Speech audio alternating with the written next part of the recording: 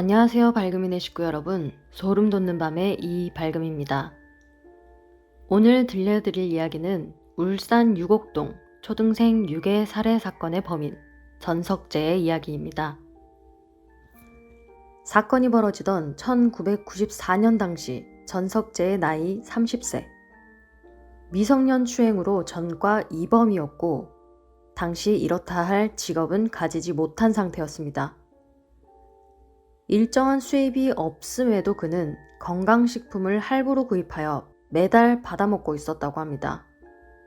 자신의 몸은 끔찍히도 아꼈던 모양입니다. 당연히 수입이 일정치 못해 할부금을 제때 내지 못했고 연체된 할부금을 내라는 독촉장이 날아왔었다고 합니다. 그리고 이 독촉장 때문에 범행을 저질렀다고 전석재는 말했습니다. 1994년 4월 26일 울산시 중구 유곡동 이른 아침 전석재는 담배를 사러 집 근처 구멍가게로 향합니다. 그런데 거기에서 당시 초등학교로 등교 중이던 13세의 이웃집 꼬마 여아 조양과 마주치게 됩니다.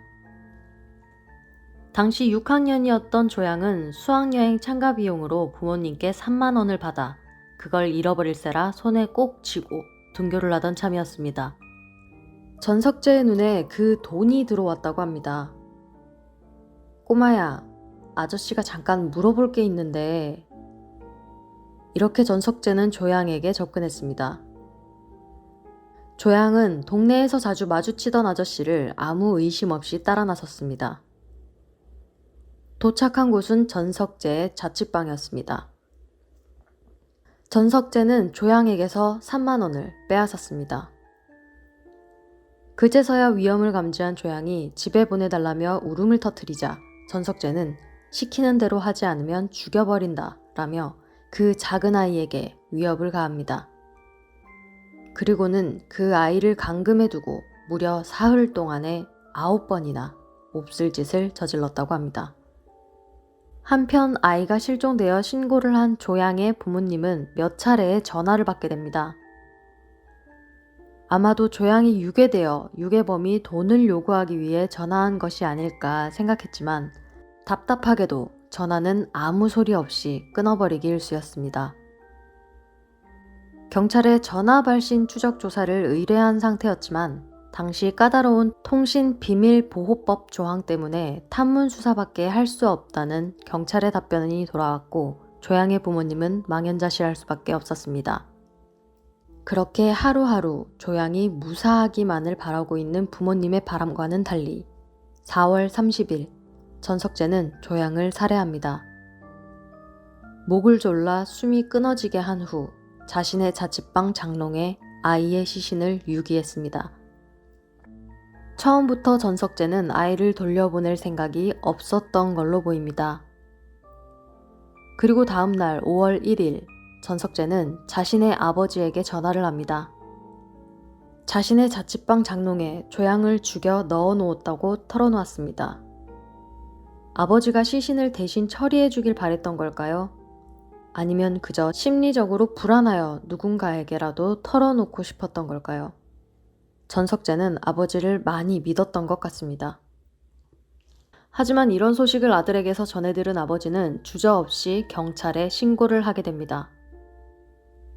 경찰이 자취방에 도착했을 때는 전석재는 이미 어디론가 도주하고 없는 상태였고 문을 따고 들어가 장롱을 열어보니 입과 손, 발에 청테이프를 칭칭 감고 머리에는 검은 비닐을 쓰고 있으며 이불에 온몸이 꽁꽁 쌓여진 채로 조양의 시신이 발견되었습니다. 전석재는 도주했지만 아버지를 믿고 있었습니다. 자신의 아버지가 아들을 신고했을 거라고는 생각을 안 했던 것 같습니다. 아버지는 아들의 검거를 돕기 위해 전석재와의 만남을 약속했고 전석재도 별 의심 없이 그에 응했습니다.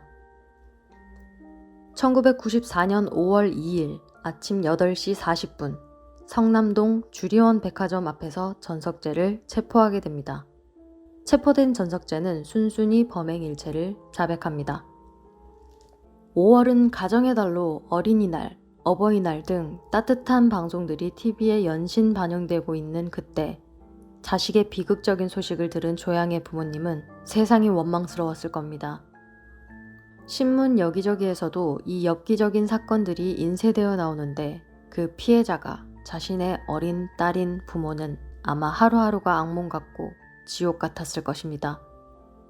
앞서 말했듯이 전석재는 손에 돈을 쥐고 가는 조양을 보고 돈이 많은 집 아이구나 생각하여 유괴하여 부모에게 돈을 요구해야겠다는 생각이 들었다고 말했습니다.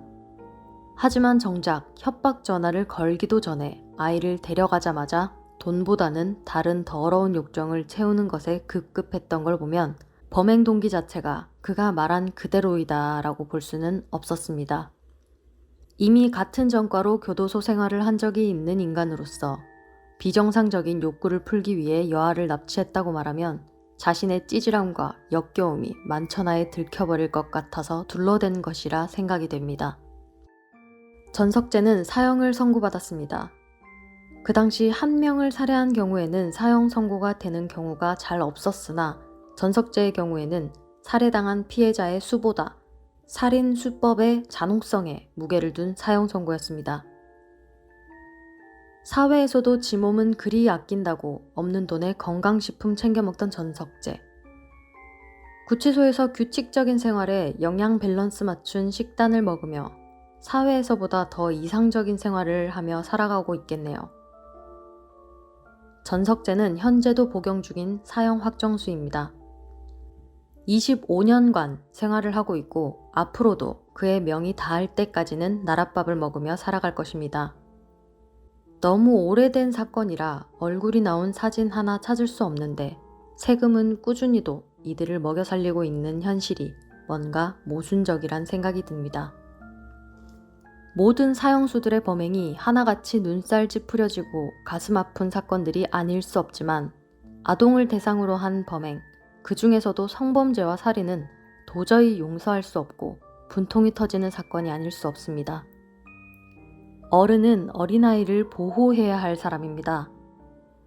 동물도 무리 생활을 하면 자신의 새끼가 아닌 다른 무리원의 새끼라도 품고 지키는 게 본능입니다.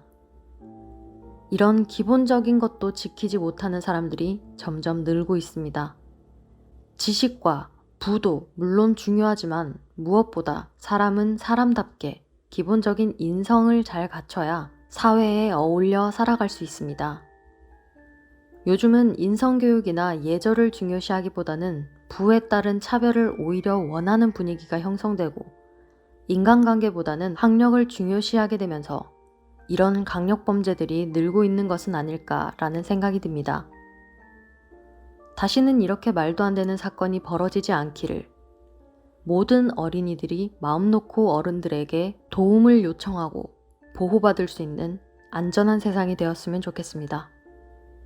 오늘도 시청해주셔서 감사합니다.